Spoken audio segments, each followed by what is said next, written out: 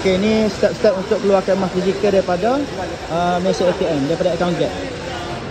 Okey, masuk TSC tu.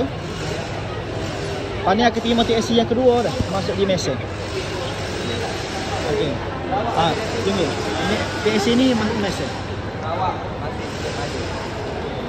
Dekat ATM public Sarawak, Okey. TSC pertama dalam telefon, TSC yang kedua masuk di mesin ATM.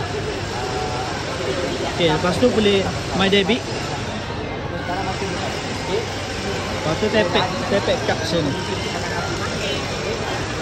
akan habis dia dah masuk Sarawak, right? Oh macam tu. Okey betul. Kita racak. Kita kena daftar ke tempat. Okey, transaction approve. Tunggu mah tobek dah. Itulah. Kalau tu tak kena bank, kita tak kena buku, tak kena. Tunjuk sini sikit boleh? Oh tu. Dalam bang saya dah withdraw mat. Okey. Tak ada berapa lama. Okey, baik. Alhamdulillah, selesai. Paling lama dalam masa Selesai waktu duduk mah fizikal.